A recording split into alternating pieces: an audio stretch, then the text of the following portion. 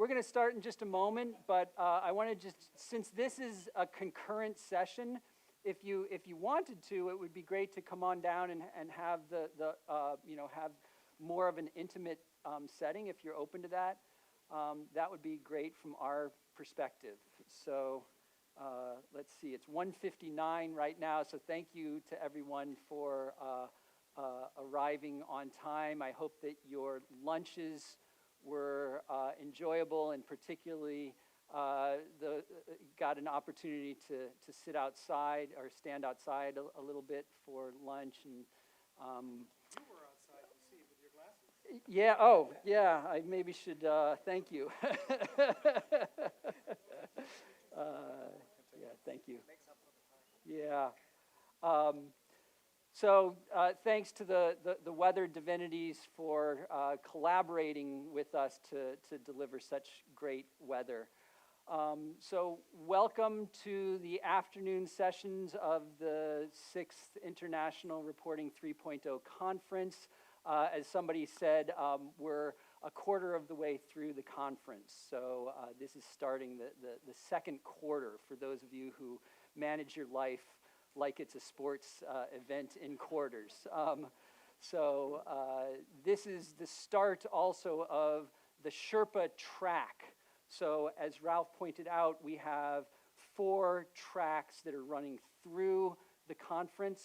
And the Sherpa track, really we have Hank Hedders, one of our advocation partners with Impact and Context, and also a participant in the Amsterdam Transformation Journey program. We have Hank to thank for that term, because last year when we were introducing the Transformation Journey blueprint, we were talking about this idea of the mountain climb as the metaphor around which we have organized the Transformation Journey program. And so Hank was tweeting and started calling Ralph and me the Sherpas, referring to the Himalayan indigenous peoples who, because of where they've lived, because of the place that they are grounded, that they have mountaineering skills that are really supreme. And so they are not only great mountaineers in and of themselves, but also are great guides for others doing such treks. And so that terminology really stuck in terms of Reporting 3.0 and how we have organized our ecosystem of having a very small core team with Reporting 3.0 itself as a not-for-profit organization, and that we're really about curating a body of knowledge and recommendations that we get vetted through a collaborative process of creating these blueprints. But we've always known that the blueprints can't just sit on a shelf, that they need to be implemented, and that Reporting 3.0 is not the organization to do that implementation, that we exist in a pre-competitive space and a market-making space. So what we rely on is creating a next concentric circle, if you will, around Reporting 3.0's core of Sherpas, of the advocation partners, and an academic alliance. And so these are the partners that really can take up the Reporting 3.0 recommendations and implement them, to support companies to implement them. So many of the advocation partners are consultancies or advisory organizations. So it's a way that we've baked in scalability into our very structure. So this track is really about bringing some of those implementation stories into the conference. So we have advocation partners who are sharing their first instances of implementation, and it's both implementations that they have already been pursuing that are consistent with Reporting 3.0 levels of ambition that we articulate, and it's implementations that really are coming to them from engaging in the Reporting 3.0 work ecosystem. And so we're not claiming that everything that's done by Sherpas would originate with Reporting 3.0. That's really not consistent with how we work. We're just advocating for a level of ambition that is either native to an organization or that it's spurred by reporting 3.0 thinking. So this is the first session. I will mention that this had originally been announced as having 3 speakers. So unfortunately, Kevin Doyle-Jones was not able to make it. We did cross paths with him out at the Transform Series conference in San Francisco a couple of weeks ago and made great connections there. And so there's ongoing engagement with Gather Lab, which is the organization that Kevin is with. It's his next sort of iteration after SOCAP, or Social Capital, that conference series. So Gather Lab and Reporting 3.0 will continue to collaborate around this kind of convenings for transformation, but Kevin wasn't able to make it here today. So what that does is it gives us a little bit more time for each of the speakers who we do have to maybe stretch a little bit, but we've asked them to not stretch too much in order to really gain some more time to interact with you all as an audience. So as they are presenting, I would ask you to really be thinking about questions or provocations, ways that we can pick up on threads that we've already introduced in the conversation and also add to that with new strands that come in. So without further ado, I'm going to introduce our first speaker is Andy Whitman from Manomet in Maine, and Andy and I are actually close collaborators in our work with Cabot Creamery Cooperative. They are a dairy cooperative and cheesemaker based in the Northeast of the United States, and also a sponsor of today's conference. So we have some input from across the pond. So without further ado, over to you, Andy. Great, thank you, Bill.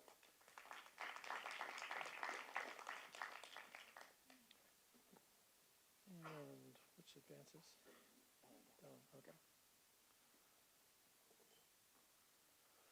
Well, good afternoon, thank you, and I hope I can be somewhat of interest following lunch.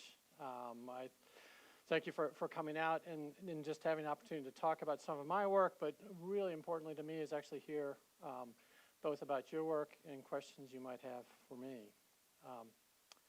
So I'm going to tell you actually briefly about what this talk's not going to be about, because we don't have enough time to talk about some very important things. And I'm going to say embedded in this work are these notions that hopefully you might get a small flavor of, but I would say, and they are qualities that I wouldn't say that I am the best manifestation of, but I would say important to this work are, qualities or perhaps virtues such as humility, understanding, courage, and love.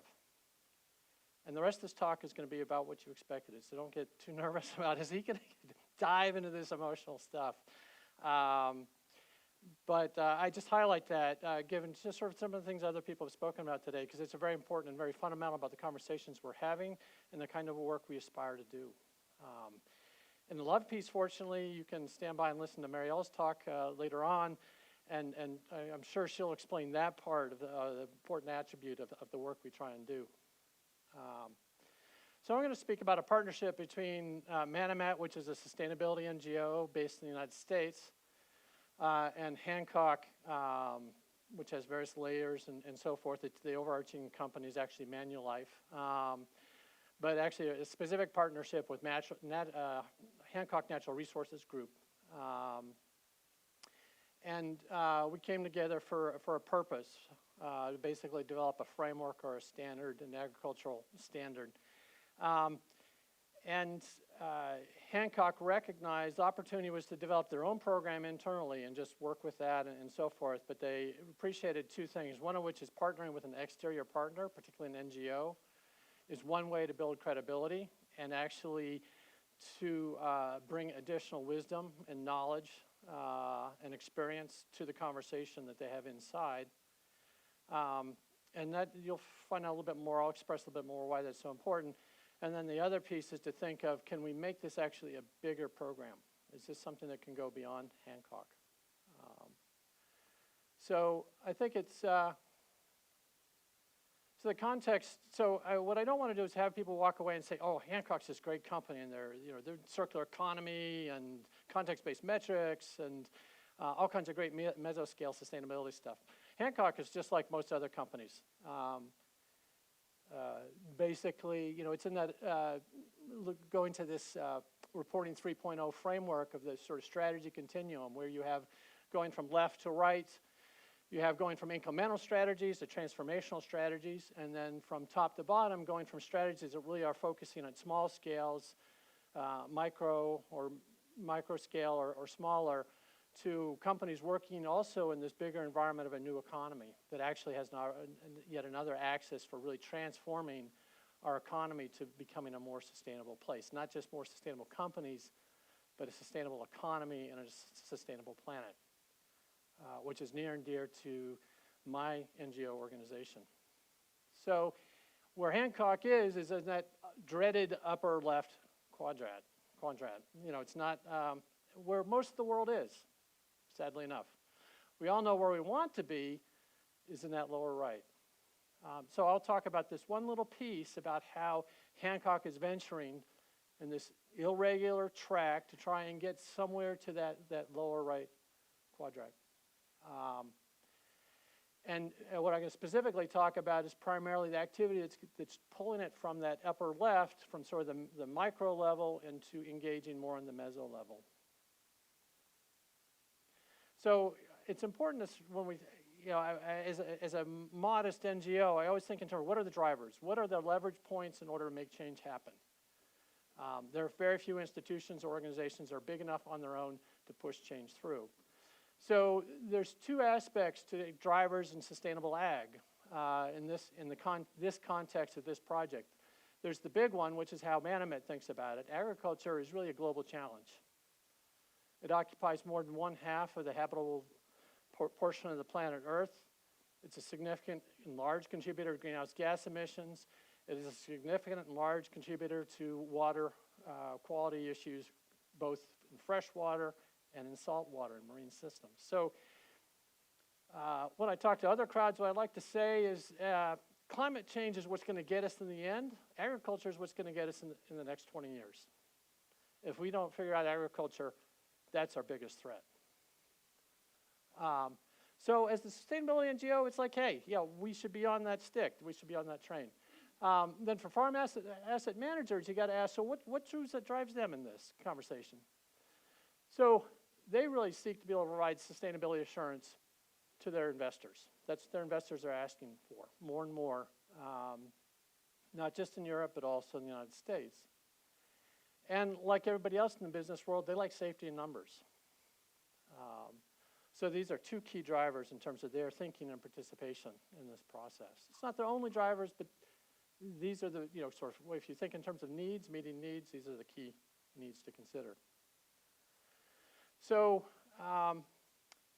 the response to this, on the Hancock side, and then in a conversation and partnership with Manomet, is to figure out, how to create a new standard or sustainability framework. And that begs the question of why.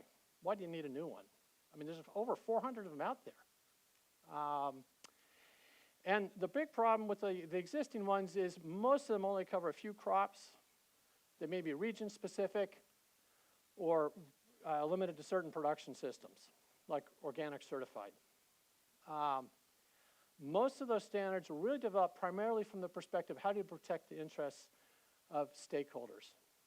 It's not a bad thing, but the whole drive of those programs have been, how do you protect the interests of supply chains, or how do you protect the interests of ENGOs? Now, ENGOs aren't, their interests are not divorced from the greater societal interests, but, an environmental lens is not the only leg of the triple bottom line. It's much more complicated than that. These other systems also tend to be highly prescriptive and really sort of constrain operating and constrain innovation. And a lot of them, as a result, are costly and really aren't gaining much traction. Many of them have less than 2 million acres in their system, which in the United States alone, we have 900 million acres of farmland. So really a relatively small part of what's going on. So these are some of the things as to why we think of, why would we want a new standard? There's an opportunity to cover all crops, all regions simultaneously. There's an opportunity to engage and interact and pull together everybody's interests. To figure out ways to propose a system that really supports and encourages and fosters innovation. And through that, then, finding ways to be less expensive, effective, and impact a larger number of acres.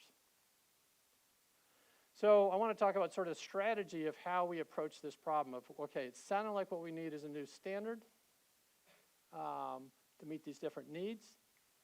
So how do you do that? And I credit Hancock really being thoughtful about this. A lot of groups will just like, let's pull everybody into the room and let's start developing a standard, which can be a very engaging process. It can be a way really to be inclusive. And I don't want to lose sight of the significance of that. But it can also take years, sometimes decades, to create programs when you take that route. So the strategy applied here was first actually to test this approach internally. Basically do a proof of concept test, create a rough framework, a rough standard, and then try and apply it for Hancock to apply to its own lands. Hancock itself is asset manager for about 500,000 acres globally. Most of it's in the United States, some of it's in Australia. They are not in Brazil. They're not in Africa. They look at emerging economies as being really problematic in terms of engaging in farmland asset management. And I think most of the people in this room, I'm not sure I need further explanation than that. So the notion there was can you actually have one standard that works for all crops, all regions, all systems, all the time, everywhere? Can you actually do that? So we went to the ground and tested that concept, but there was a second piece of the test.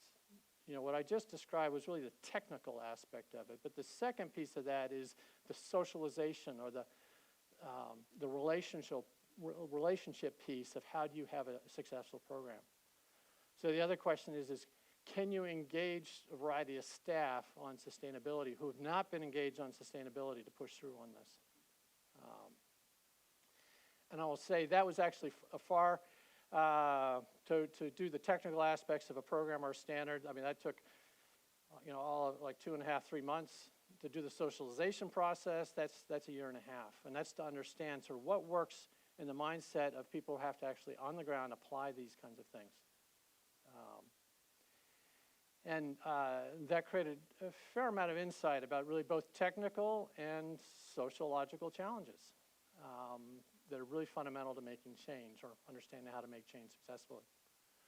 So having had proof of concept, then it was a matter of pivoting and turning to a larger audience and saying, would you like to participate in this process?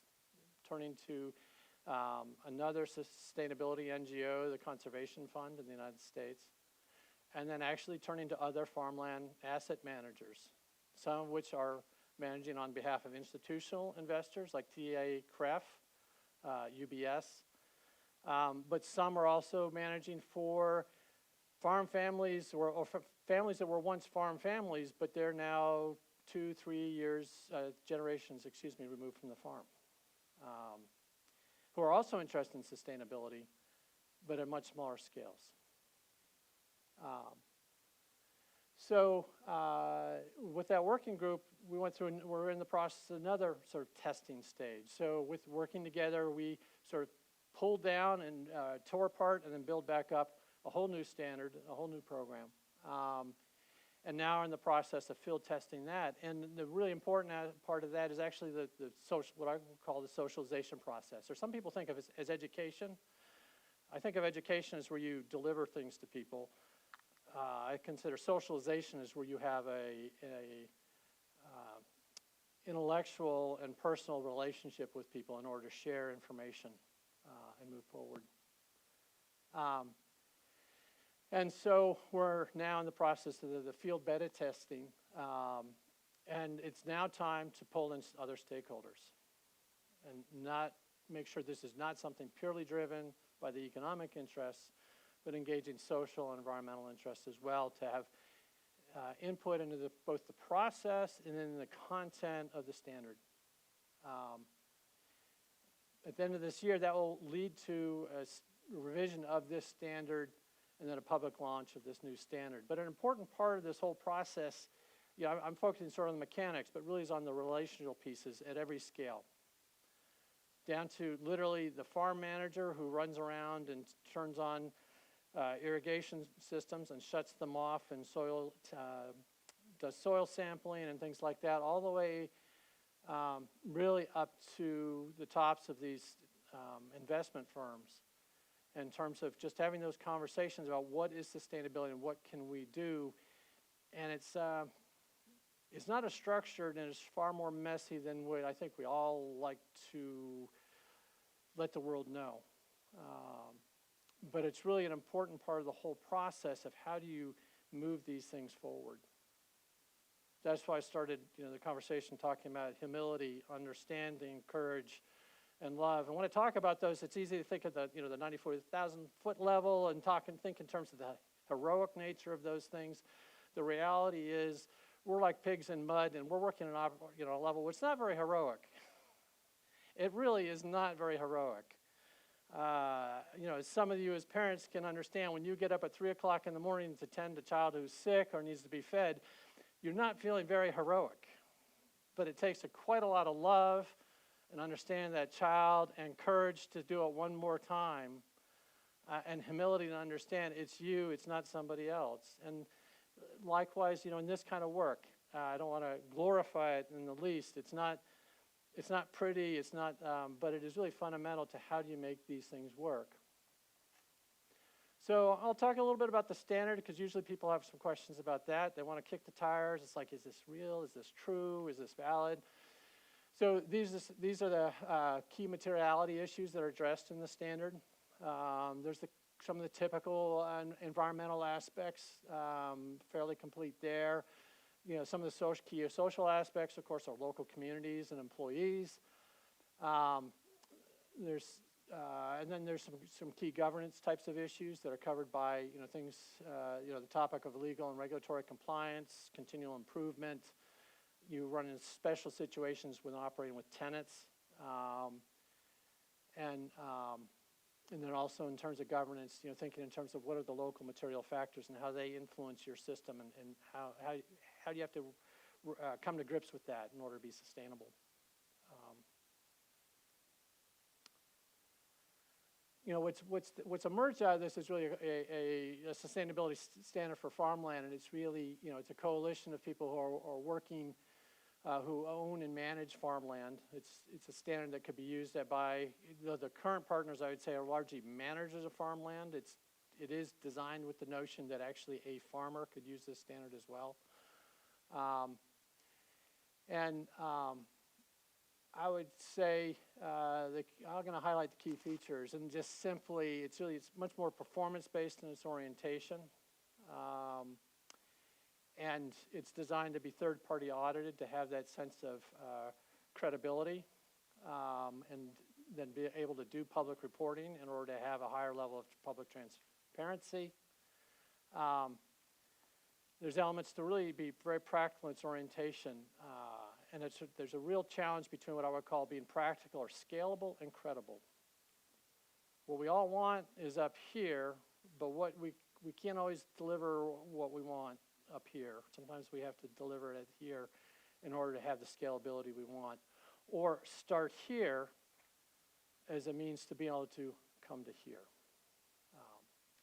And I say that cautiously, because it is in those parts of conversations we often can either delude ourselves or to try and delude other people and sell snake oil. In terms of, is this really going to take us to the economy, in a sense, the economy or contribute to the economy we need tomorrow? And that is a worthy question. So in terms of other key features, it aligns with the UN PRI, specifically the PRI for farmland. So it speaks to other systems. And has these other attributes. The one thing I would say is in sort of the drafting of the standard, the notion was to look at, there's a bunch of stuff out there already. So let's not reinvent the wheel, and let's codify some of that in this standard. This gives you an eye of sort of some of the organizations that are involved and the acreages at this point. And I'd say these are some of the sort of the key outcomes that we're looking to have happen. One of which is sort of systemized ag sustainability broadly across the sector. Is that enough? No, but it becomes a sort of base to step off of. We're not here. Certainly not in the United States, and I'm not sure actually we are there globally either. It really has a nice cross-link with UNPRI, so it's an opportunity to actually put some bones and put some substance behind UNPRI for farmland. And then finally, it's already actually spurred some conversations in other parts of the globe about this standard, particularly in Australia and in South America. Sort of stay tuned in terms of, is that going to drive the kind of change we want and need? So the last quick point is just simply, I talked about how we're trying to move from, the upper left quadrant. Originally, this activity of this program initially just moving into the mesoscale and influencing sort of the ecosystem into the lower left quadrant. But the conversation has already begun with Hancock in particular about applying context-based metrics and starting to shift that company actually potentially into this lower right quadrant, which is where we all need to end up. So with that, I'll stop, and we'll be taking questions in a little bit. Yeah. So go ahead and grab a seat over here, and we'll use that as a transition. As you can see, the theme in this session will continue to focus on agriculture and land as we move over to Willem Ferwerda from Commonland, and again look at the lens of land use as a means of implementing practices that are consistent with reporting 3.0 level of ambition. So over to you, Willem. Thank you. Great.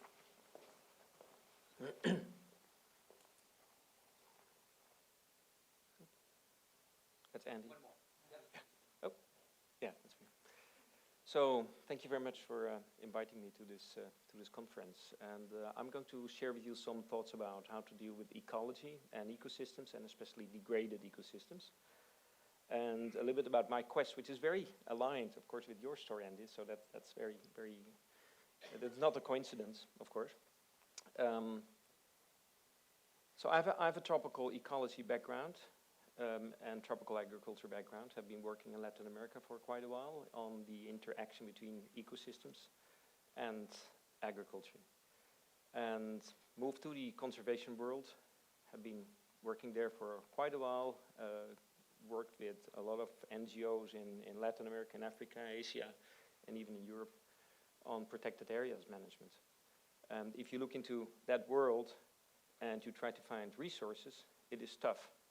Because the resources are always, there's not a lot of money available, and the time frame you're squeezed in is quite often very short, 4 years, 5 years maximum, and that's more or less what it is. And if you look into nature, nature has a very different dynamic system, and time is critical there. So that is my the introduction. So when I left the conservation world in 2012. I wanted to be more involved in how can we look into a transformational system that enables farmers and conservationists and experts, let's say people living on the land, to basically restore the ecosystem. And if I'm talking about the ecosystem, I mean the natural ecosystem. Because as you know, and a few months ago, that UN report came out about biodiversity loss. I'm sure you when you've read the newspaper, you know about it. We are not only threatened by climate change, but the real crisis, you could say, is the crisis of ecosystem loss or biodiversity loss. That is the real issue. And that is very much connected to food, farms, and to conversion of lands, to pollution, to mining, to all those things that our current economic model is driving. So I was looking for another approach. And I knew examples like here in China where these huge areas are restored. This area is as big as the size of France, and they started to restoring this area in 1994 with a grant of or a loan of the World Bank of $500 million. At that time, it was It was unique. And it was unique that China could take this up, also because China is an ideal state to do these things, because they have only one landowner. And that makes stakeholder management pretty easy. So this example can't be the example for the world, because we are living in very different situations. And I was looking to, okay, what can I learn from this example? So I visited the area, I've been talking to the managers of this restoration of the Lus Plateau. They have restored now an area the size of Belgium. They still need to do an area the size of France. So they continue the work. And of course, they are not always using all the ecological principles you can think about. Here they've used the American Robinia species instead of the Chinese oak species, for instance. But I mean, that's how these things go. So as I was thinking about how this example shows us that large-scale ecological restoration is possible, but you need to deal with one thing, and that is stakeholder management. So I went back to basically the two principles of landscape management. On the left side, you have the landscape management that you will find everywhere on the world where you have people. We call it maximization of return on investment per hectare. That quite often leads to degradation, species loss, water pollution, deforestation, etc., etc., etc. And then you have the, let's say, the landscape management of nature, and we call that maximization of ecological functionalities per hectare. It means that species, anorganic material, organic material are doing their thing, and they create ecosystems. So how can we find the balance between these two landscape models? That was the challenge I took up. And what I actually thought, if you go out, people speak a lot of languages, and if you put farmers, ecologists, land managers, investors, companies together on one table, you get a big mess, because they don't understand each other. They live in different worlds. One has a 20 years time frame, the other one has a 3 months time frame. How can you work with that? It's pretty tough. And I run into all kind of beautiful, books and literature about that. Our society needs to move from an ego-driven economic model to an eco-driven economic model, more holistic. But how can you build that into a kind of a framework? That's tough. So what I did is I traveled all around the globe in 2012 and interviewed farmers and investors. And in New York, investors, in Frankfurt, Amsterdam, London, and farmers to another 15 countries, wealthy farmers and poor farmers. And basically asked them 2 questions. The first question was, what is your dream? No, basically, the first question was, what is your frustration? And the second question is, what is your dream? And the frustration of the farmers in general was everywhere more or less the same. It was, I cannot hand over my land in a better condition as I have received it. That's my frustration. And the dream was, how can I be paid for also being a steward instead of only being a producer of goods? Because farmers want to be a producer of services as well. The investors, it was more tough. I've been talking to institutional investors, and actually the frustration question was answered by, I don't have pipeline. I cannot find projects that are doing good. We have a lot of projects that are doing a little bit less bad, but we don't have projects that can do good, and it's certainly not in this field. And my frustration is also that my kids are pushing me forward. They go into discussion and they ask me, Dad, I'm investing in actually not in their future. So there was a kind of social thing there as well. And their dream was good pipeline. So I basically went back to the degraded areas and looked to very carefully what is happening there. And if you really bring it down, you find everywhere in degraded landscapes, you find that people have lost their hope. They are moving away, so they've lost their jobs. Biodiversity has gone, topsoil is gone, everything is gone. And of course, the economic activities are going down.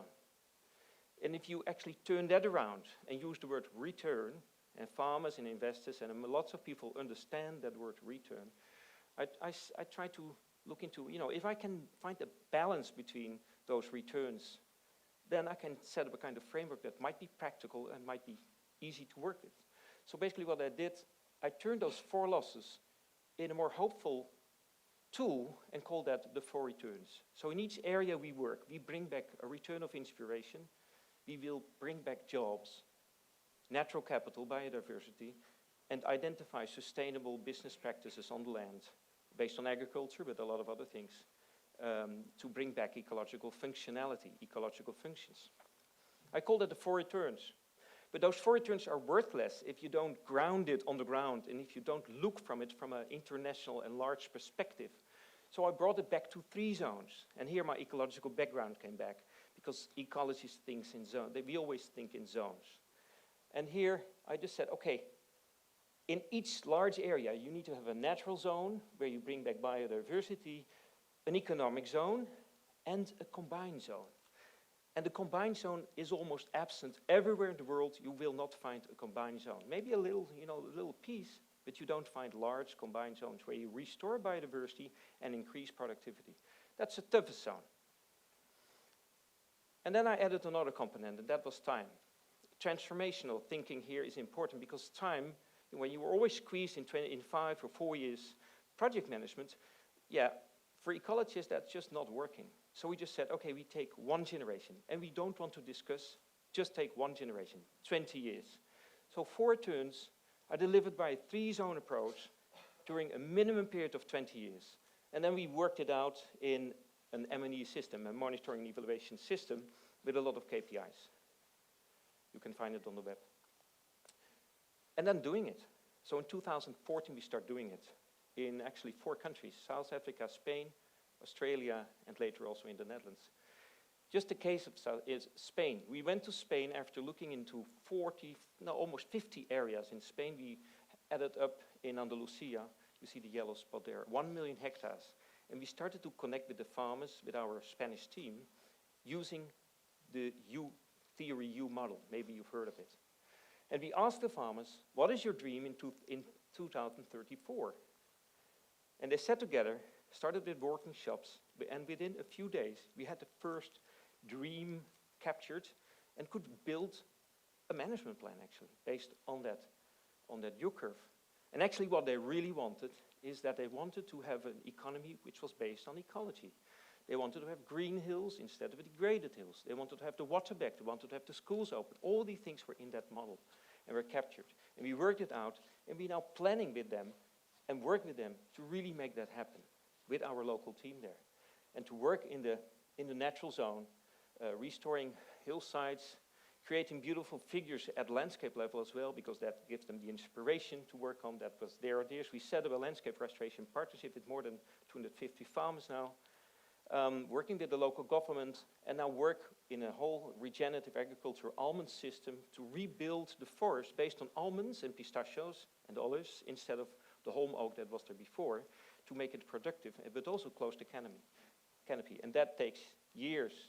In 2016, we founded our first company, a 4 returns regenerative almond companies, and this company has now found the first investors. And you can buy the almonds in Germany, in the UK, and hopefully soon in the Netherlands as well. Actually, what we do similar things in other countries, in Australia, in South Africa, in the Netherlands. We started there to build a proven track record. And more we see that this 4 returns, 3 zones, 20 years model is capturing more and more attention. And I think the big milestone last year was in Australia, where we were able to bring one of our companies to the Australian Stock Exchange and raised $5 million, 3.5 million euros commercial money for this regenerative food company. So that is where we are more or less now. And our lessons learned there are a lot of lessons learned. But maybe the most important lesson learned is that we can zoom out and zoom in. We can give farmers and people living on the land an overview effect. And one farmer once said it very nice. He said, when I'm sitting on my tractor, no one told me what a helicopter view would be. And you came here with a satellite view and helicopter view, so that I now know how to steer my tractor the right way. And I think that's one of the key messages that we have been working on. So farmers, they have the knowledge of ecology, but that ecological knowledge has been stolen from them over the last centuries, but especially decades. So we see that the model is practical and transformative. We see that the 20 years sounds idealistic, but it is super realistic, and actually 20 years is not enough. The orchestration role that we try to fulfill is critical. with the theory. And for the first time, we are able to bring commercial money on board, but our role to bring trust and bringing down the risk with the first 3 returns is critical together with those farmers. So that is this is our goal for the coming 20 years. We will work with a lot of other parties. We can't do this alone. We work with international parties, and we are very happy that the UN Decade on Ecosystem Restoration has been accepted by the General Assembly in March this year, and we will be part of that UN Decade. But our goal is to actually enable others to work with this model, and hopefully they can help with us to restore 100 million hectares in 2040. Thank you. Great, thank you. Great. So this is a shorter session, and Willem, join us on the couch here. So I have some questions that I brainstormed, but given that this is a shorter session, I wanted to put it out to you in the audience if there are any questions from the audience, and I can commingle mine if needed. So open it up here. Yeah, and just tell us your name is. Great. Tell us your name and any affiliation if you have one. Great. Thank you. My name is Kirsten. I have 2 affiliations in this context. One is my passion for ecosystem restoration. I worked at an ecosystem restoration camp in Spain, so I recognize the pictures.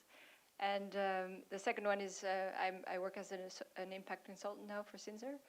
And I'm really curious about this, the 4 returns that you use and how your partnership now with the Reporting 3.0 has given you new insights or changed anything in that regard.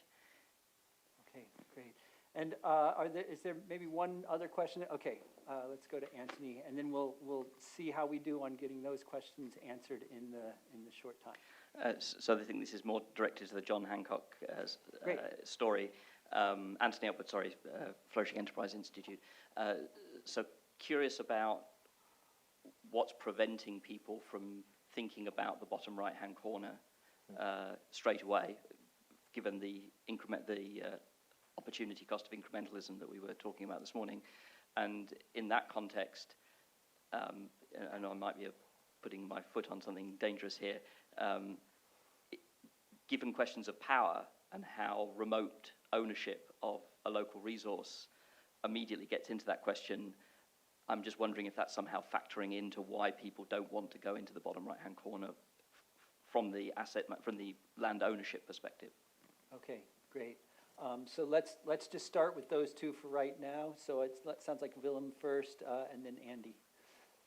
So on the 4 returns, that was the first question. The second question was on the reporting 3.0, right? Yeah. Now I started with the first in 2012. Actually, already in 2005-06, I was thinking about it. This was fueled by actually by 2 things: frustration that conservation was not able to raise a lot of money. And that the national parks and the protected areas were going and still are going down the drain, and converting natural land into agriculture or mining, whatever, is more profitable. And also by the TEEP studies, maybe you've heard of the studies on the economics on ecosystems and biodiversity, which came out in 2008 for the first time. And I thought, if it is possible to do these studies, then and to explain how things are working with monetizing the ecosystem services, why wouldn't it be possible just by doing it? But with the TEEP studies with the books under my hand going to farmers, that didn't work. The first farmer said, I will not pay for ecosystem services because I don't know, I have no idea what that is.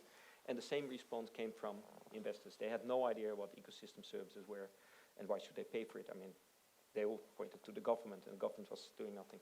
So that was the reason why I started to think in a very simple framework that has different layers, and if you really go deeper into those different layers, then you'll end up, at farm level in the practice. And I just wanted to make sure that it was possible to create a simple language that everyone could understand, starting with inspiration, because that was lacking in all the conversation I had. It was all technical, Actually, it was boring. It was like an Excel file talk, while we were talking with people. And if you were asking to farmers what were their real constraints, it was not even farming. It was the fact that people left the countryside and that the schools were not open again. That is the real issue. So I really focused on the social stuff and then brought in the technical, or you could see the ecological ag stuff. So that is on 4 returns. When I came known with the 3.0 reporting, I realized that there was a lot of things similar. And now we have set up our own reporting with an M&E system and so on, monitoring election. So we have students monitoring. You know it maybe from the camps. They are there as well. But we need to sort out how that can fit into each other. So that's why I'm here, actually. Yeah. Okay, great. But I see it in the quadrant. I see us a little bit on the right upper part. Okay, great. Andy, over to you with Anthony's question, and only time for a brief take at that, so maybe start the answer here and follow up afterwards. I think your question is really fundamental to reporting 3.0 as it intersects with investment everywhere. It really is about power and how do we manage power. We have a long history of mismanaging power with respect to natural resources. We don't have great solutions. I mean, in terms of, we may know where we want the destination, but in terms of how we get there, I'd say that at a high level. So with John Hancock, I think there's some opportunity in terms of addressing the social equity issue head on, but it will be tough because of the long history corporately and in the sector. But I would say it is probably one of the most challenging, I mean, it's actually to me more challenging than climate change, quite honestly. Climate change, you can wrap your head around and figure out how to manage that power. You're really talking about remaking an economy. Okay. Well, thank you to the both of you. Thank you for the questions. And again, these will continue. Anthony, I actually have we can talk directly for some perspectives about what happened in the Hancock-hosted Transformation Journey program. So thank you to Andy and Willem, and thanks to all of you. Thank you. And over to Ralph for the next Sherpa session. All right. Yeah, these are just 2 sessions at 45 minutes that should really give you sort of a teaser of some of the work that these guys are doing. They're here for both days, mostly. Not everybody all the time, but mostly. And so speak to them directly if you feel triggered to actually do that. We're now moving into a second Sherpa guidance session, and that, just looking at the title again, is actually called Spreading the Virus, how to move a whole organization or society and its individuals forward. And we have 2 speakers here. The first one will be Andrew Sims.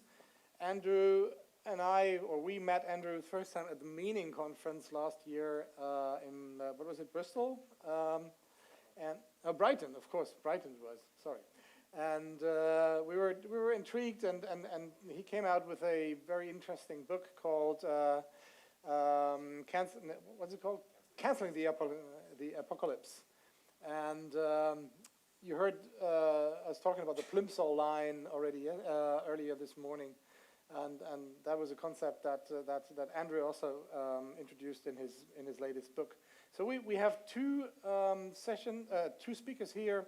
One is Andrew Sims with the Rapid Transition Initiative, and then we have a well-known person here in the Netherlands, Kees Klomp, from now the Thrive Institute, sort of the purpose economy guru here in this country, and he will also talk about how he actually pushes the idea of the purpose economy further into the Netherlands.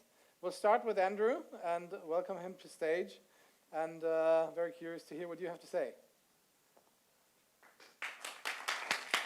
Here's a clicker.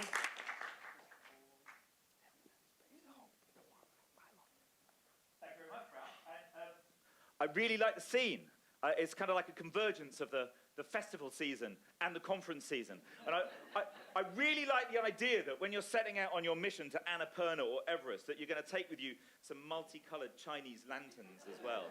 course, the only thing missing is the mud. There needs to be more mud. I quite like the campfire. Weirdly, actually, the next time I'm speaking in public is at Glastonbury. I don't know, has anybody ever been to Glastonbury in Britain? It's kind of quite well known. This is kind of like good practice. This is a good warm-up for me. I also feel really oddly at home in Rotterdam, and I couldn't kind of work out why it was to begin with. And then I met Ralph last night, and I kind of asked him, did Rotterdam get bombed a bit during the war? And apparently it got quite flattened. It just so happens that in London that I live on a bomb site. My house was built on a bomb site, and a couple of years ago, this really beautiful plant started growing out of nowhere. It's the English name for it is rose bay willow herb, but it's also known as bombweed because it grows widely in disturbed earth. Seeing the incredible diversity of people here in the audience, it feels like there's a bit of disturbed earth with sort of beautiful things growing out of it as well. So I feel very at home. I also feel very thankful that Ralph's incredibly good at making people feel at ease, not least because you've got cameras everywhere giving you the dangerous illusion that people are interested in what you've got to say. And he put on a very nice meal for the speakers last night, and we had all this kind of blah blah talking about supply chains this and supply chains that, and then we got onto the real subject of the evening, which was cheese, something that everybody really cared about, cheese. And I can now tell you that I know that Ralph's favourite cheese is Danish Blue, and Emma, who helps organise the conference, her favourite cheese is a very mature Parmesan, because and cheese is something we really care about, because I know that a lot of people here are from a kind of a business perspective, but I know what you really care about. It's not reporting mechanisms and accounting systems and spreadsheets. You probably care quite a lot about the fact that the climate is changing faster than we are, and that is presenting us with an existential crisis that we somehow have to marshal a response to that works at the speed and scale that the science demands. Are we right to say, I should have a thing to say, is I never normally use slideshows, but Ralph really wanted pictures, so I've thrown a few pictures together. I almost guarantee I will forget to use them, but here's one. See if this works. Here's one. You can see that.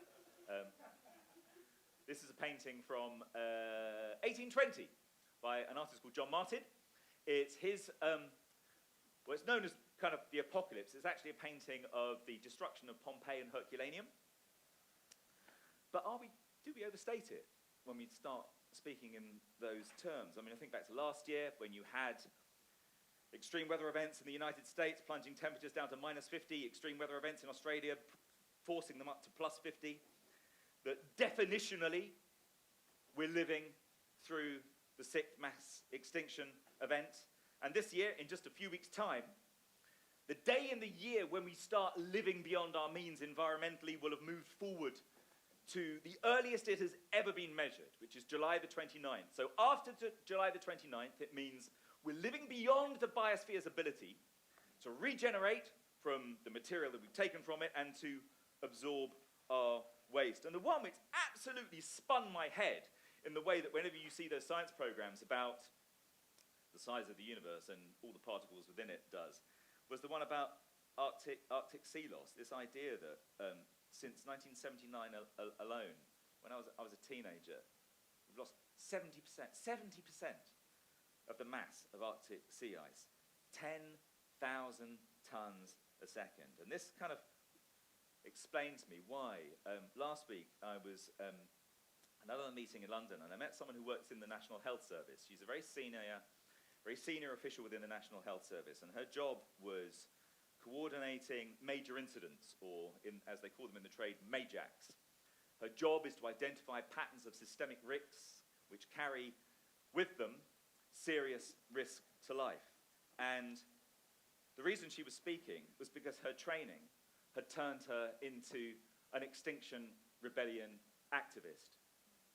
In spite of her seniority, in spite of all the pressures of her profession, she'd been out on the streets in London, occupying Oxford Circus, stopping the traffic, getting herself arrested, putting her job and everything else at risk because it mattered so much to her. And one of the reasons I think people like that are beginning to take those risks is because, you know, this has been attributed, it's so resonant, it's been attributed to at least half a dozen people, that it's now easier to imagine the end of the world than a fundamental change to our economic system. I was fascinated to hear a little burst of honesty when Adam was speaking earlier, when he said, you know, is perhaps all the stuff we're doing to try and improve the way business operates is propping the system up?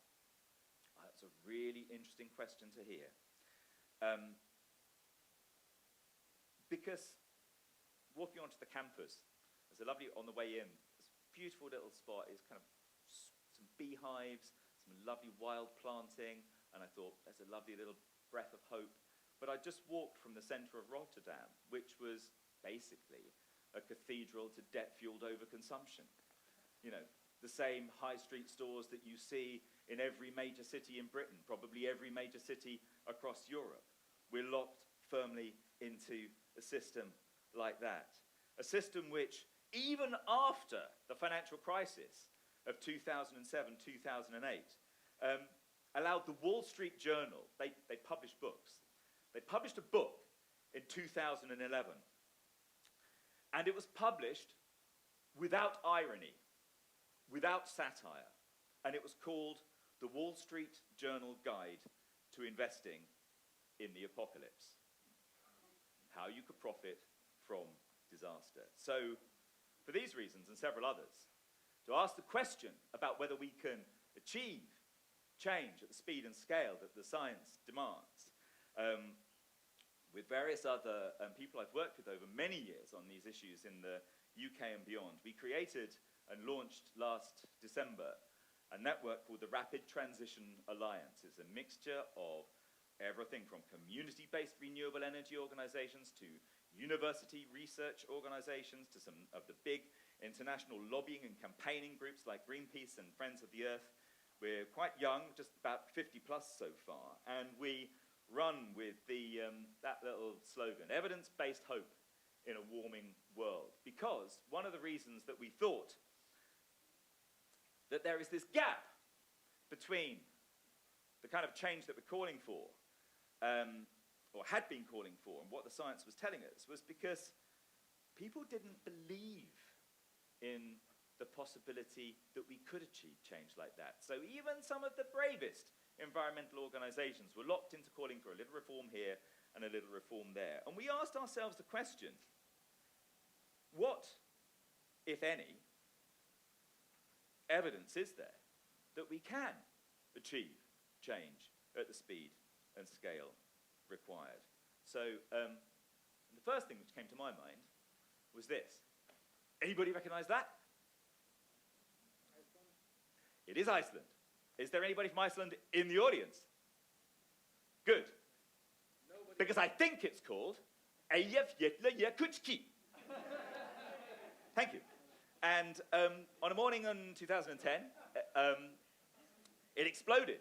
And because of the particular nature of the geology and the way that the ice lay on the top of the volcano, it put into the atmosphere, into the slip stream, a type of fine particulate matter that is lethal to modern jet engines.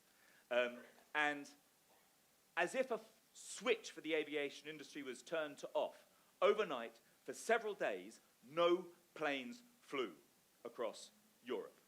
And considering that aviation has become one of the major arteries of the modern global economy, wow, that's a kind of really bad thing, isn't it? But what happened next was really interesting, because quite apart from the world coming to a standstill, people found ways to work around it really quickly. Other transport networks, like the buses and the trains, put on extra capacity. People turned to social media. They used Facebook and Twitter to hook up, sofa surf, and car share. Supermarkets in Britain that had been dependent upon flying in, especially things like luxury horticultural products, turned to local UK suppliers. Instead, business people who thought they needed to be somewhere else, turned to video conferencing, and yet Stoltenberg, the Norwegian Prime Minister at the time, who was stuck in the UN, ran his parliament from his iPad. So, built into the system was this slack to turn on a 5-cent coin and suddenly live without one of the most polluting forms of transport that we have invented. And we did it in a matter of days. I mean, sure, over time we'd have had to find bigger workarounds, but I think it told us that we've got more capacity for change at speed and scale than we give ourselves credit for. And another transport example, go back to Britain in the middle of the 19th century. In the space of just 7 years, we laid the track for 4,500 miles of trains. On a single weekend in 1892, starting at dawn on a morning in May, they started relaying track for a new gauge on our Great Western route, just under 200 miles, and they finished work at dawn on the Monday morning. In 2 days, they upgraded an entire railway line. That's something with all our sophistication now, we seem to have forgotten how to do and find incredibly difficult. Now, you can leap forward in time, in loads of different circumstances. In the teeth of one of the other great failures of the economy after the 1929 high street crash, the New Deal that was put together by Roosevelt gave us the measure by which we judge every new political administration, the so-called first 100 days. Because in the space of 100 days, trying to heal a broken economy, Roosevelt pushed through 15 bills. Anybody who watched the sort of Obama administration will know how difficult it is to push through a bill if people don't want you to push it through. They established the Glass-Steagall Act, which separated speculative from retail banking. They brought in a massive program of rural relief, huge program of public works, created the Civilian Conservation Corps, created 250,000 jobs in forests and national parks alone. You can leap forward again, or even a similar time frame, but under a different kind of pressure. You can look at what Britain did during the Second World War to repurpose its economy. Massive resource conservation, massive changes of ways of living, and often, counterintuitively, before the war broke out, when a lot of the planning had to be done, against the will of a lot of the establishment who did not want to put the economy onto a war footing. And part of the social contract that came out of that experience of rapid collective action led to the creation in 3 years of our National Health Service. It led to the fact during the 1950s and the 1960s, under both Labour and Conservative administrations, we were able to build 200,000 social homes per year. More recently, we've struggled to build 1,000.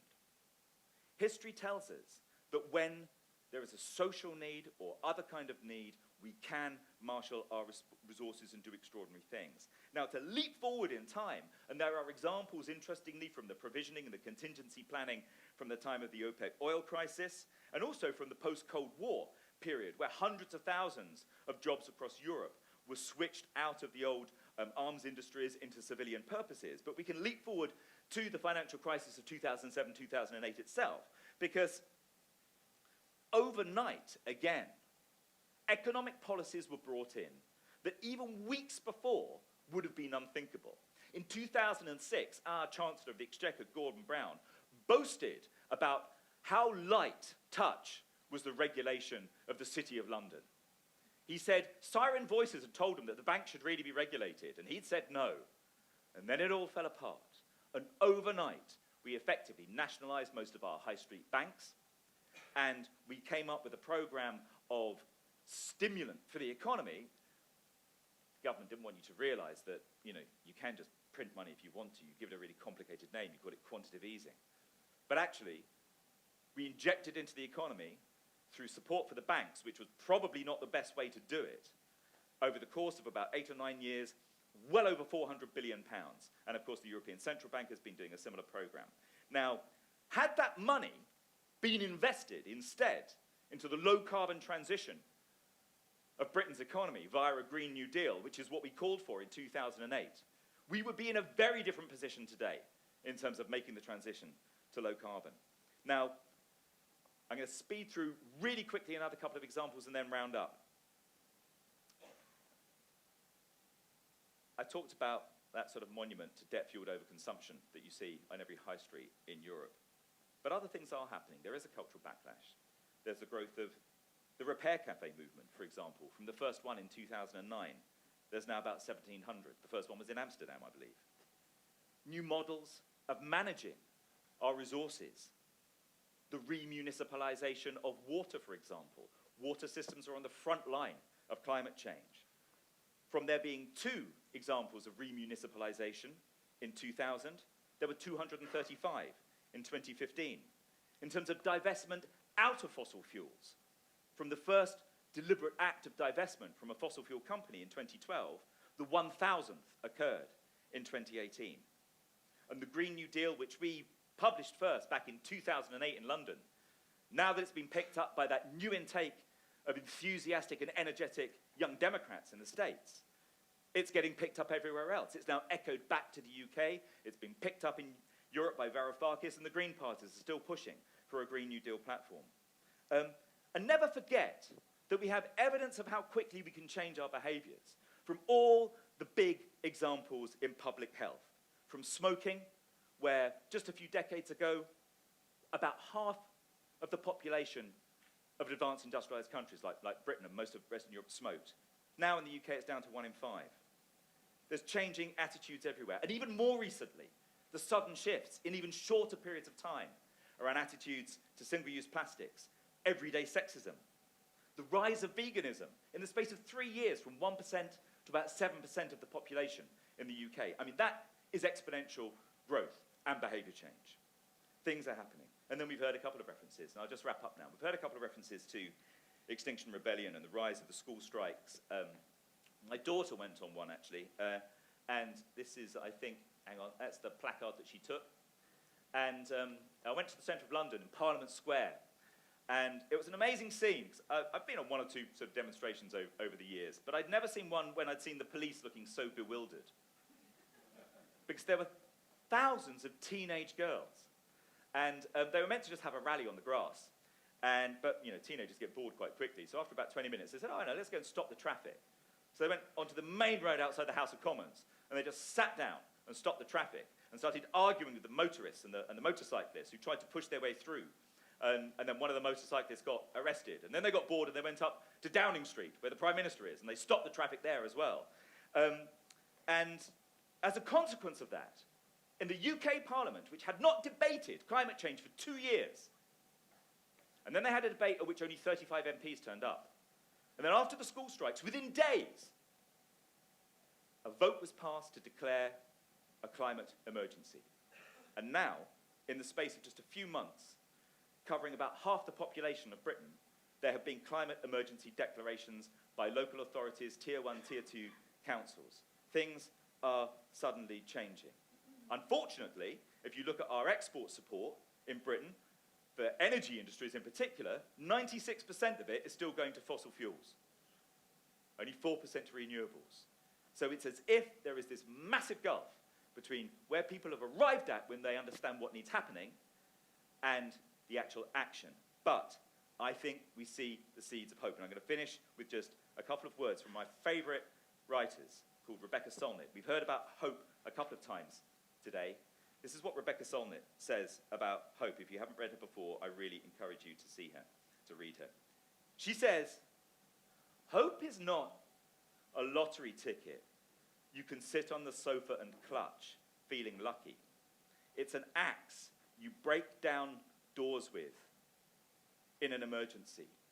Hope should shove you out the door because it will take everything you have to steer the future away from endless war, from the annihilation of the earth's treasures and the grinding down of the poor and marginal. To hope is to give yourself to the future. And that commitment to the future is what makes the present inhabitable. And we've created this so that it can be a home for hope, a home for networking, for telling the stories of how the world has changed and is changing at the speed and scale necessary, and we're deriving lessons from that. If any of you are part of organizations that would like to align, please do. It's free. If not, just sign up, and then every week you'll get at least one case study of change at the speed and scale the science tells us is necessary. And with that, I'll say thank you very much for listening. Thank you. Thank you, Adam and Andrew, sorry. Just the same sort of excitement that we heard at the meaning conference when you spoke, you really also emphasized here. It is this sort of alignment that we're looking for in reporting 3.0. Remember what I said about being a positive maverick. here sits one. And now we have another one coming on stage, very well known here in the Netherlands. He probably doesn't like me to say that, call him a guru in the purpose economy, but you know, Give me this one. yeah, and I'll shut up. And you go. Yeah, thank you. Hey, folks. It's a pleasure to be in your midst. Just to be sure, I think this is one of the moments that I can speak out loud, fuck the system, without insulting anybody. Am I correct? Yeah? Okay. So I've got, yeah? I said, is this an occasion where I can shout out loud, fuck the system, without insulting anybody? Yeah, yeah. I'm not offending you. Just to be sure, just to be sure.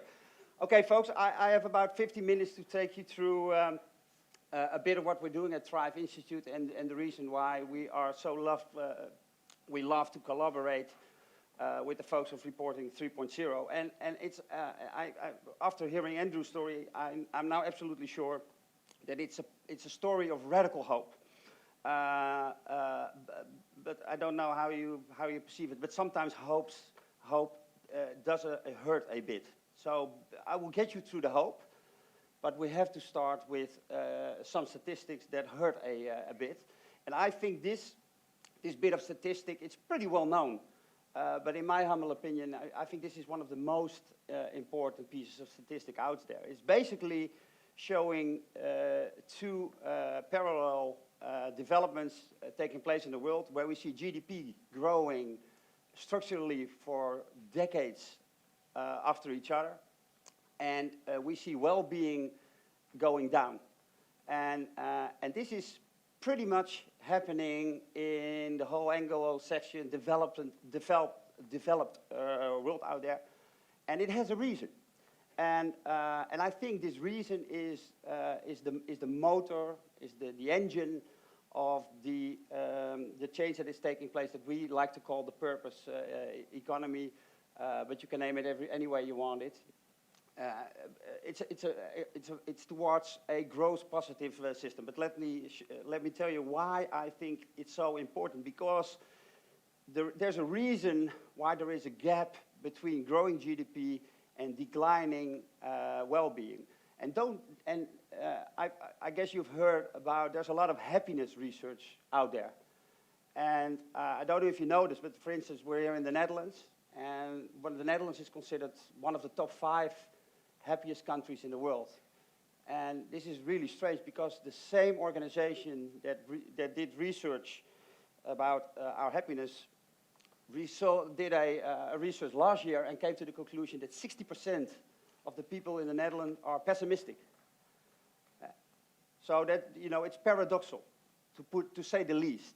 So there's a difference, a really important difference between well-being and happiness, and the way that it's perceived. And I think that is key, because the reason there is a gap between the ever-increasing GDP and declining well-being, is our economy. Our economy more and more gathers costs to make the economic growth possible. And and we more and more realize this fact. So, of course, it's wonderful that our economy is growing, but it comes at a cost. And what makes this time so interesting and so special and so confronting is that we come to the conclusion that the price of economic growth is actually higher than the economic growth itself. So this is the era of, you know, shocking statistic, and I don't feel the necessity to go in depth, because you already know every bit of detail that's out there. But it's, you know, it's not a matter of, you know, the system will be broke. No, the system is broke at this moment. So both socially and environmentally, it is broke, and we know it. And that creates this new development that is sometimes also called the ethics economy. The ethics economy is a verb coined by the Ford Institute in Oslo, in Norway. And if you look a bit closer, you can actually see a lot of proof that the ethics are making their way into economics, which is a good thing. and in society. Just to gather some newspaper headings that have been with us in the last couple of years. You know, I don't know, just 100 companies responsible for 71 of the global emissions. We know it. You know, it's no secret. It's a fact, and we state the fact. The U.S. bosses now earn 312 times the average worker's wage. It's in the newspapers. We know the facts. We know the details, and it makes us growingly concerned with it. Shell and Exxon secret 1980s climate change warnings. You know, it's in the newspapers. So it's not a matter of are we changing ethically? We are changing. And we are changing towards a hopeful new story. And this is also the reason why, if you look towards the purpose economy, the biggest driver of the change that are taking place is us. Because we understand the reason why there is this gap between well-being and welfare, between money and happy, so to say. And we realize that there's a role, a big role, a leading role for companies and the way the companies do business. So we demand more and more and more of companies, and these demands go way, way, way further than traditional corporate social responsibility bullshit. We don't want companies to do less bad, we want companies to do good. We want companies that are not only making monetary profit, but also create societal profit. And this is good news, because this is driving the whole society and therefore also the economy. And I quoted you, Daniel, of course, I have to. It's not enough. Sustainability is not enough. It's, and I will get back to that in a few minutes. Sustainability is like purpose. It's a buzzword, and it got misused, and it's a shame. But words, language, narrative is important, so we have to look for other words and other narratives. And sustainability just doesn't, cut the deal. So what we see, another very hopeful development, is that we are actually making progress.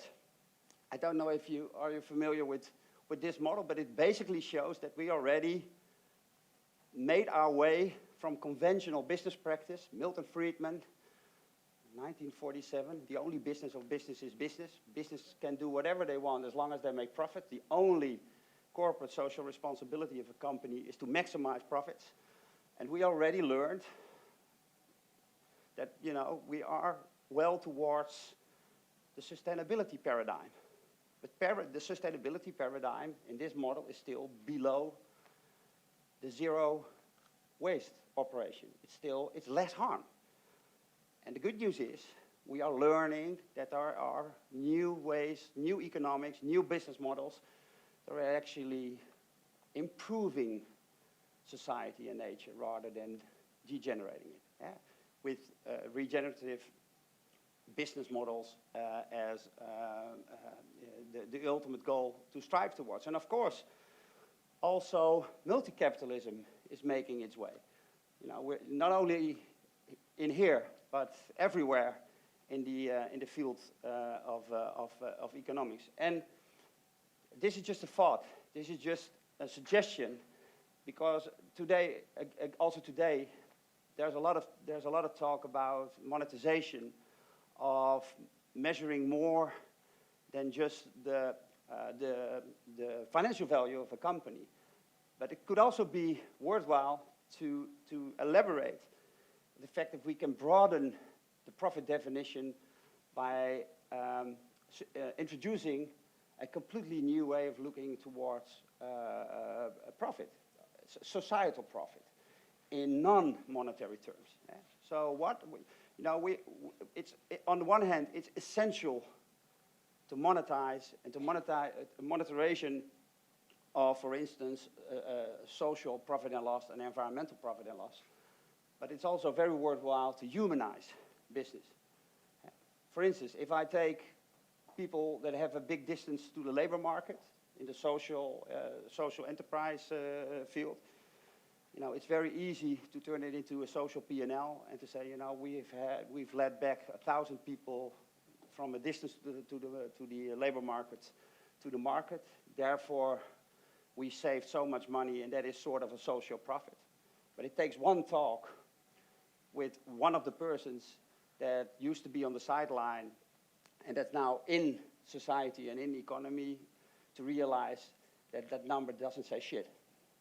That it's a lot more about emotions and, you know, empathy and virtues and, you know, human stuff. In my humble opinion, we should stop doing business and start being human, also in the field of economy.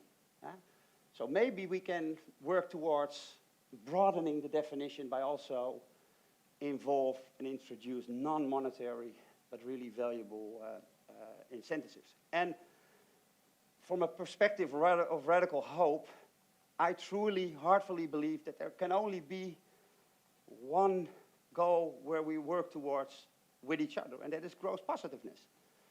Because that is the only way that we, as human beings, will exist in a couple of 100 years. And, you know, we might be stupid, but, you know, we're not, well, some of us are complete idiots. Yeah. But the majority of us, you know, we tend to learn. And and Rolf and I, we talked about it a lot. Why is everybody so incredibly keen on Greta Thunberg? And I think we recognize the simplicity of truth in her, you know, because what she says is no rocket science. What she basically says is, you know, if we want to change an environmental disaster, when we have to stop doing business as we've done until now, you know, stop the fucking economy, and which is the only truth. And you know, it has nothing to do with her sense of reality. What is crazy is that our political leaders and big company leaders, you know, have been discussing the same principle for over 30 years. You know, it's really out there. It's crazy to have a discussion for 30 years about the economic feasibility of an environmental disaster. You know, that is stupidity. And I think as human beings and as humankind, we will get that somehow, somewhere along the line. Two more. So maybe, like introducing a broader sense of profit, we should also, you know, maybe we should also introduce new words to the game. You know, maybe thrivability, thriving, flourishing is a better word to describe. And what do I mean? And why is it called the purpose economy? This is the last bit. Otherwise, I get this last bit. Because like sustainability, purpose is also one of these words that is kind of hijacked by the conventional business parade. Because also Monsanto and ExxonMobil have purposes. And I didn't do this today, but sometimes I play around with the audience by showing, you know, beautiful purpose statements, and people absolutely fall in love until they realize that it's actually Monsanto or ExxonMobil. Purpose statements, you know, they really tell shit. They're completely useless. And companies don't have purpose. You know, it isn't called for nothing a sense of purpose. Only people, human beings, can experience purpose. Purpose is like well-being, like happiness. It's something that happens, it's a reaction to a certain activity, to a certain practice. And it's actually very simple, that human beings experience purpose. It's a reaction when they show prudent behavior. And prudent behavior is altruistic behavior.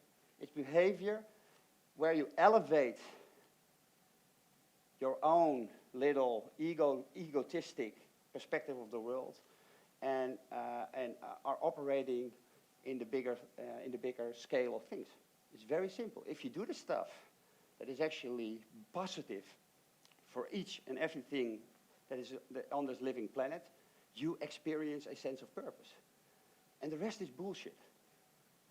Don't get me wrong, Simon Sinek is on tour in the Netherlands in a couple of weeks, and he will sell out halls with people that actually think that purpose is about the why. It's bullshit. It has nothing to do with the why. It's about the what. What do you do? What do you do? So, this is an asset test, and I want to ask you to take that into account, because there's actually a way to see and check if you're legit about purpose, and it is, are you willing to pay for it? Are you willing to decrease the monetary results of your company because you take societal values and societal profit very serious? Because that is actually the acid test of true purpose and of true purposeful companies. You know, they are willing to go all the way, which means that they take societal profit more important than they take financial profit. This is the acid test. And that is the reason why we love reporting 3.0, because it's so simple. Well, it's not simple. No. It's simple, not easy. How do you say this in English? Simple but not easy. Yes, yes. And that is what we did, because you know, we're here at the Erasmus University. It's, you know, the epitome of the business university, and there's way too little attention for the new economics that are out there. And we need the new economics, because the old economics only help to grow GDP and decrease well-being, and it's a road to nowhere. Thank you, folks.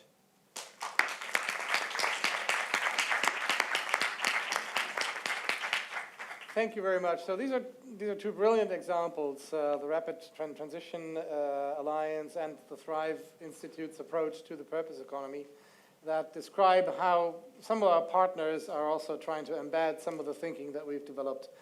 You've seen the strategy continuum, you've seen a flow chart, many other things, and that is exactly what we want to showcase here, that we have partners that are using this know-how for certain purposes. Seeing the time, I think we want to move right into questions and answers. Just a show of hands of questions that you might have to any of those two speakers. See a first hand here. And we have a couple of minutes left, so let's see. Klaus, you as well. Okay, good. Hey, it's Max again from Erasmus University. Thanks for your great speeches. I have a question to Mr. Sims. So I'm myself active in Extinction Rebellion here and also in the student strike movement.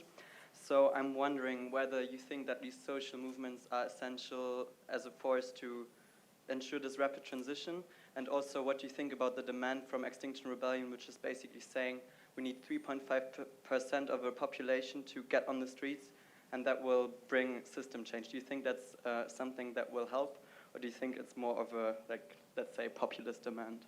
Yeah. Max, can we give the microphone just a couple of seats further to Klaus Schuler? Then we collect these questions and then go into an answer round. Okay, should I go right away? Okay. Yeah, please. Hi, my name is Klaus.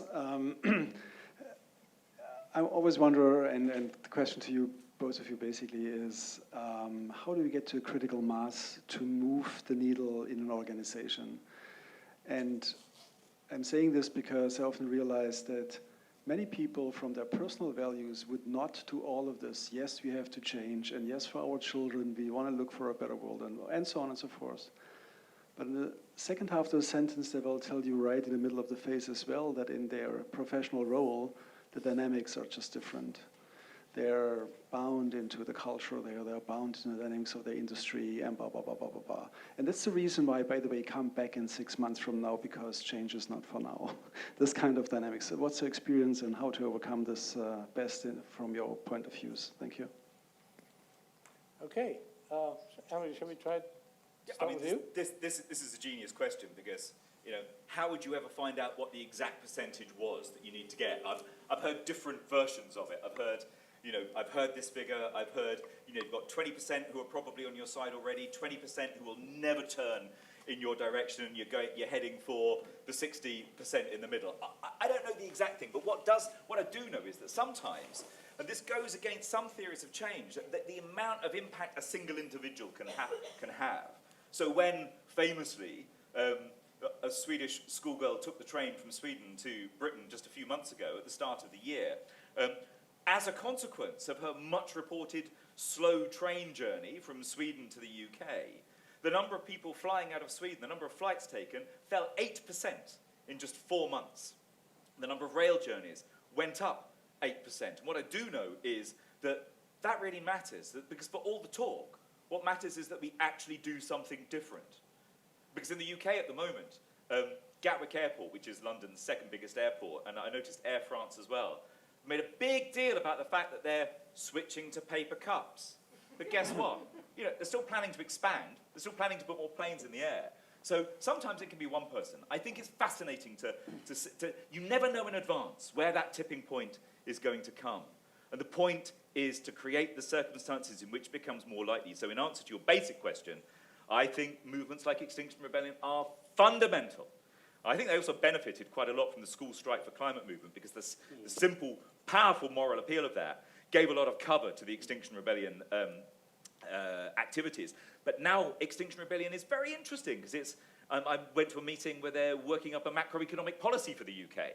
You've got extinction this and extinction that, culture declares extinction, whatever. I think it's a really, really interesting moment. I've spoken enough. Let me answer your... I'm actually very, very hopeful about the development taking place. And it has to do with the fact that there is a lot of emphasis on us being consumers and the way that we have to change our consumer behavior to influence companies. But I think the real revolution is taking place inside the companies. So we work with a lot of corporates, and you can actually see the development where more and more young people enter the company, and they basically said, you know, I'm very willing to pay work here and, you know, and spend all my time and energy over here, but, you know, I'm not going to work in a company that doesn't abolish slavery, and et cetera, et cetera, et cetera. And the war on talent is actually, I think, a lot more important than the war on consumers. And it's happening out there, and it's changing companies. And the good news is that a lot of the, you know, the really, really, really purposeful companies, social companies, they basically show that it's possible. You know, that it's possible to create a company that does good, you know, that is really creating societal benefit, and it still is able to have a feasible business case. So, you know, I think those two elements make me really, really hopeful about the future, but not too much emphasis on the consumer side. Okay, well, thanks both of you. Just looking at the watch and knowing that we have 2 big sessions still to follow after the next coffee break. Thank you very much for your contributions. We'll see each other again in half an hour. Get buckled up for this last set of sessions. They're a little bit longer, so you need to survive. Get a lot of water.